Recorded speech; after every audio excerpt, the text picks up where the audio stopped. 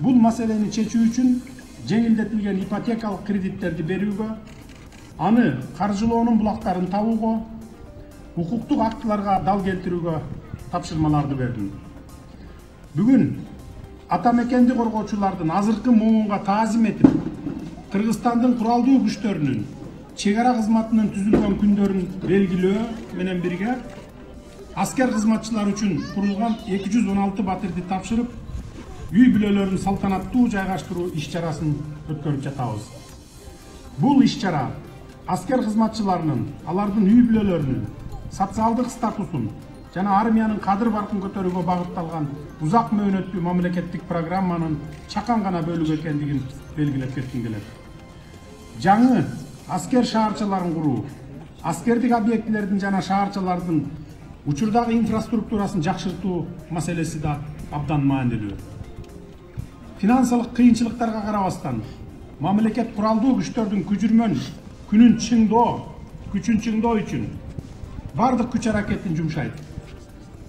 Аскер кызматчыларыбызды жаңы үйлүү, батирлүү болушу менен куттуктап жатып, бардык батирлер курулуш индустриясынын акыркы жетишкендиктерин эске алып, заманбап технологияларды колдонуу менен курулгандыгын, биздин аскер кызматчыларыбыздын жана алардын үй бүлө мүчөлөрүнүн ыңгайлуу жашоосу үчүн бардык талаптар жана стандарттар эске алынгандыгын баса белгилегим келет. Биздин аскер кызматчыларыбызды өзгөчө сыймыктандырган, аларды өзгөчө кубанычка бөлөгөн жагы бул үйлөр Ош шаарынын эң мыкты бөлүгүндө жайгашып, элиталык үйлөрдүн бири болуп салынгандыгы.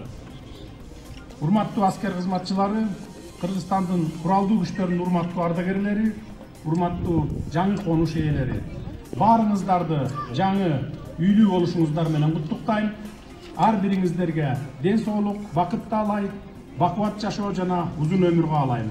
Конушуңуздар жайлуу болсун, майрамыңыздар кут болсун.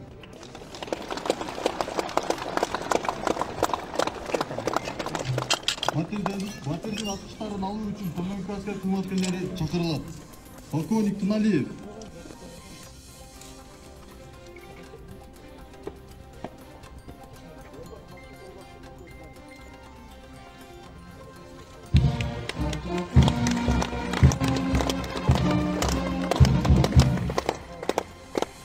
Подполковник Жапаров.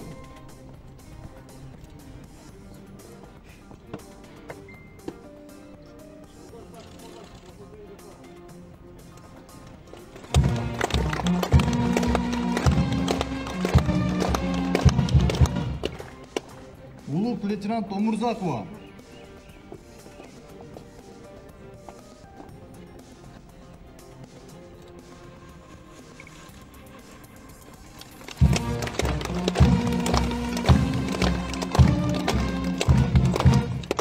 Подполковник Назаров.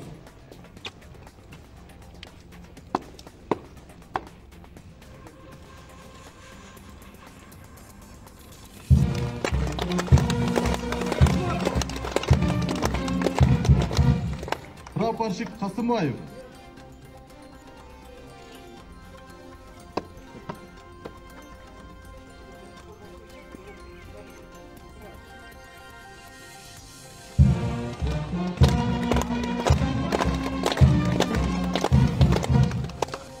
Кыргыз Республикасынын президентинин 2021 жылдын 28 майындагы номер 90 буйругу аскердик кызматтык милдеттерин ак ниет аткаргандыгы жана активдүү катышкандыгы үчүн, ошондой эле Кыргыз Республикасынын куралдуу күчтөрүнүн түзүлгөн күнүнүн 29 жылдыгын майрамдоонун урматына Кыргыз Республикасынын президентинин атынан балуу белек менен сыйлансын.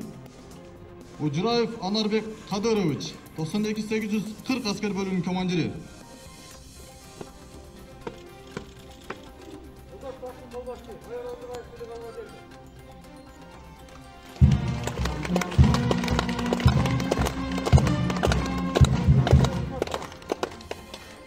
Кыргыз Республикасынын президентинин атынан алкыш жарыялансын. Кулмырзаев Алмазбек Абдуллаевичке 01-003 аскер бөлүмүнүн командиринин орун басары.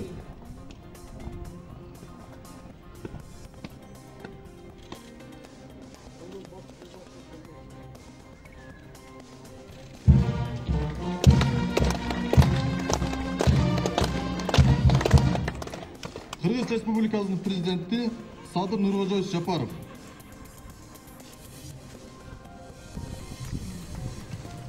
Урматтуу офицерлер жана прапорщиктер, дагы бир жолу ушу сыйлыгыңыздар менен куттуктаймын. Батирлериңиздер куттуу болсун, дайыма жакшылыктар болсун, элибизде, журтубузда тынччылык болуп, эл аман, эл ичинде сиздер аман болуп жүрө бериңиздер. Дагы бир жолу айта кетер турчу нерсе, мына өткөн жолку окуяда катышкан араңыздарда офицерлер бар, прапорщиктер бар, сержанттар бар. Бардығына сыйлық бердик. Кудай буйрса июнда тапшырылат сиздерге. Мындан арыдагы биздин элибиз сиздерге гана ишенет. Мына мекенди коргоодон ыйык милдет жок. Баарыбыз үчүн, жеке эле аскер кызматкерлери үчүн эмес, биздин жарандар үчүн дагы ушу мекенибизди коргоп, келечек муунга биз өнүккөн коопсуз Кыргызстанды таштап кетишибиз керек. Ошонун эң башатында, эл четинде, жоо бетинде мына сиздер турасыздар. Дагы бир жолу сиздерди куттуктаймын. Орусча айтканда боевой духуңар эң жогорку деңгээлде болсун. Дайыма ушул күжүрмөн кызматыңыздарды өтөп жүрө бериңиздер. Сиздерге терең ишенчилик, терең ыраазычылык билдирем.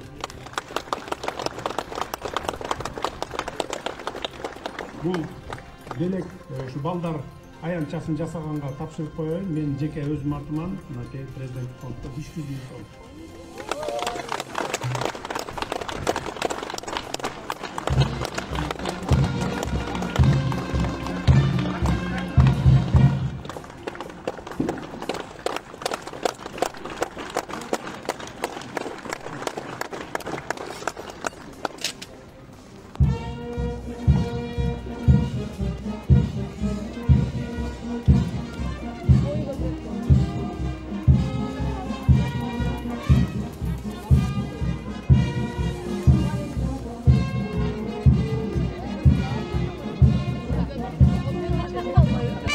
Көрүп чыккандан андан кийин биз кеткенден кире берсеңер болот, тарсаңар болот. Азыр кирип таптыңба? Личниктер көрдү, личниктер.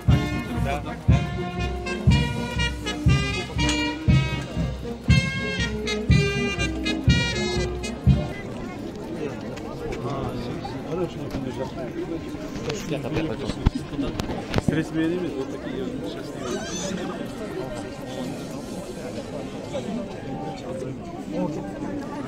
чоңракка.